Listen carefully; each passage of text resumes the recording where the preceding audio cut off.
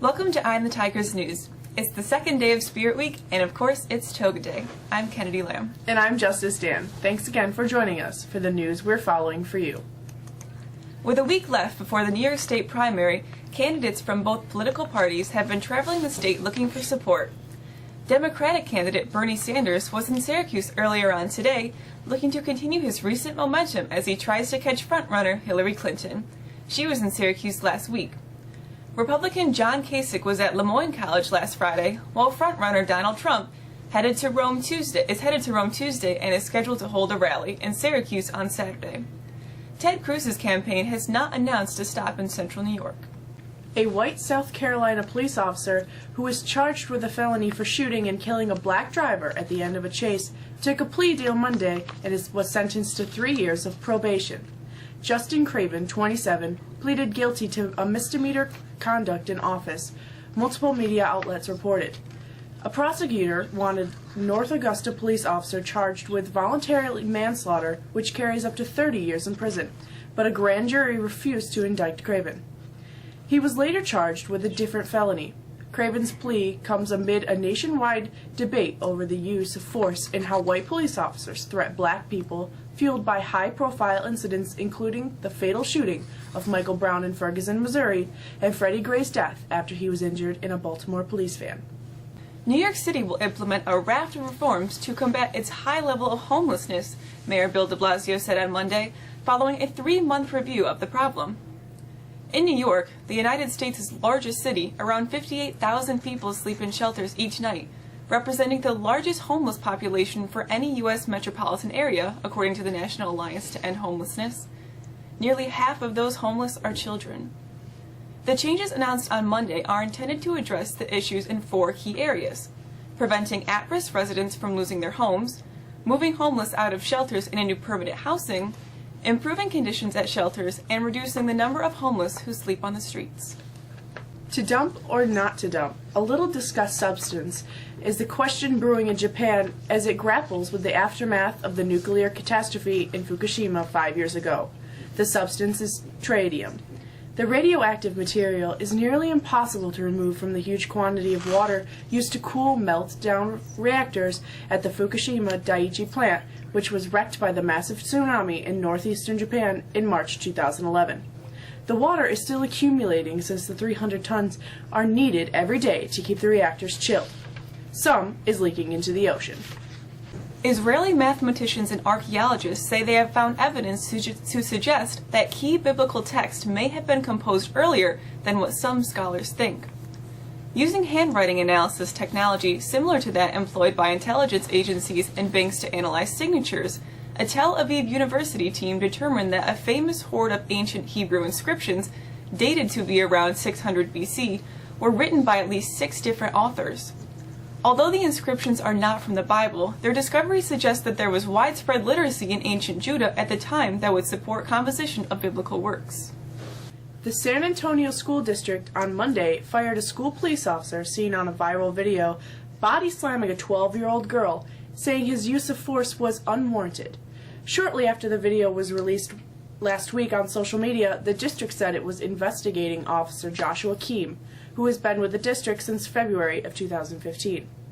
In the half-minute video shot by an unidentified student at Rhodes Middle School on March 29th, Keem is seen grappling with the student, Vanessa Valdez, in the school hallway, picking her up and throwing her to the ground.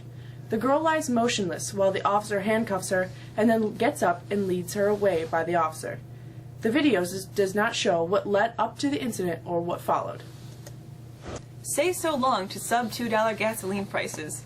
The average price of a gallon of regular gas in the Syracuse area has risen 22 cents from $1.90 a month ago to $2.12 today, according to GasBuddy.com's daily survey of 190 gas stations in the area. Syracuse area motorists are still paying, on average, 35 cents less per gallon than they were at this time last year. Prices are expected to rise as the more expensive summer blend of gas comes to area pumps.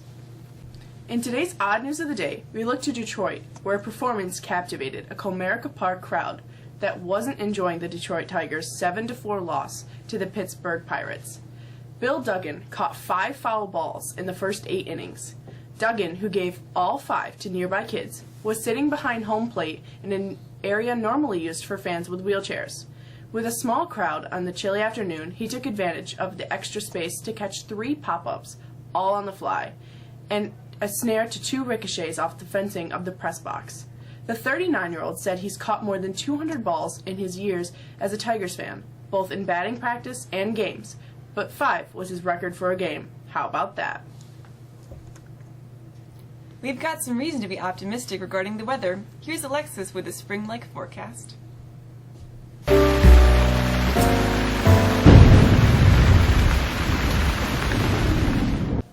After a couple of weeks of some unsettled winter-like weather, we look like we're headed into a pattern that will produce some very nice weather. That pattern will bring in some high pressure, change the jet stream winds aloft, and usher in some warmer southerly air. And we'll really see the changes take effect beginning Tuesday afternoon, when the skies will gradually clear, making way for some sunshine. Temps will still be below normal, but on Wednesday, temperatures ever so slowly will inch toward 50 under partly clouded skies, but we stay dry. We improve even more on Thursday. A full day of sun shoots our temperatures into the mid-50s, where we should be for this time of the year. As we look toward the end of this week, the forecast just keeps getting better. Mid-60s for Friday with sunshine and, dare we say, near 70 on Saturday. A reason to smile forecast for sure. Have a great day and enjoy the week's weather. I'm Alexis. It was a collapse of epic proportions, and sports fans are still talking about it. Here's Abby with the sports.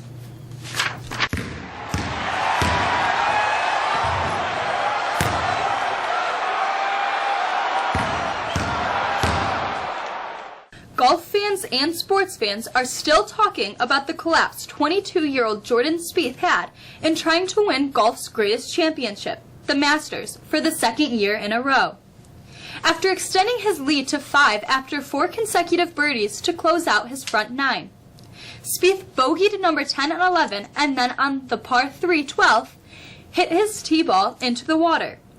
He proceeded to hit his next shot in the water as well on his way to a quadruple bogey and a lost lead.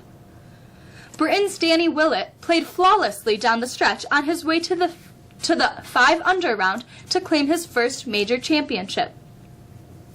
Mexico's lacrosse team traveled to the JD last night for his season opener and lost 17-4.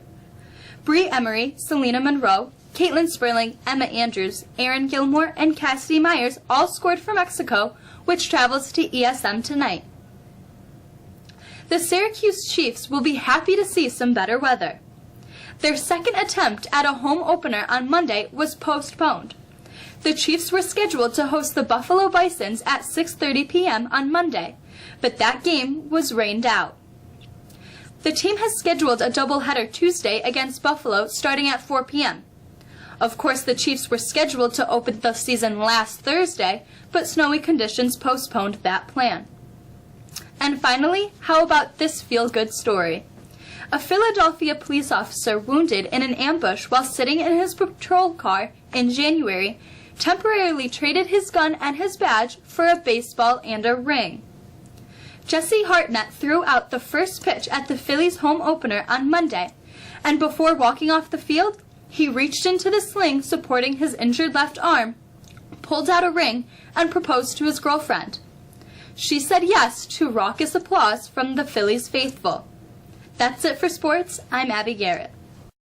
The calendar shows that Spirit Week continues. Sponsored by Student Council, students will continue to dress up using different themes. On Wednesday, students are encouraged to dress mismatched. Thursday is tie-dye day, and of course Friday, students dress in their class colors. Also on Friday, Student Council will be holding its annual Spring Pep Rally. We're planning on streaming the Pep Rally live on our Ustream channel. Go to the district's webpage site on Friday to find the link, and it will also be archived. Tomorrow night, the high school faculty will hold a celebration of learning night. Parents and families are encouraged to come to the high school between 6 and 7:30 to check out what's going on in classes. In conjunction with the open house, Junior College Night is being held tomorrow night in the Hungerford Library. Students and their parents interested in finding out more information about community college options are encouraged to attend. Also tomorrow night, there will be an evening of prom in the cafeteria from 4 to 5 p.m. and 6 to 7:30 p.m. Come shop through new and new-to-you formal wear free of charge. There will be local vendors available to order corsages and boutonnieres as well as tuxedos. The Oswego County Counselors Association, in conjunction with SUNY Oswego, is pleased to offer an evening college fair this spring. This is the 3rd year for this fair, and it has been a huge success. College night will be held at the beautiful Maraschino Campus Center on Wednesday, April 20th, 2016, from 6 to 8. And finally, AP students, if you did not attend the 7:30 a.m. meeting today, you must attend tomorrow's meeting at 2:10 p.m. in the Hungerford Library. This meeting is to fill out pre-administrative material. For the staff of Behind the Tigers News, I'm Justice Dan. And I'm Kennedy Lamb. Have a great day.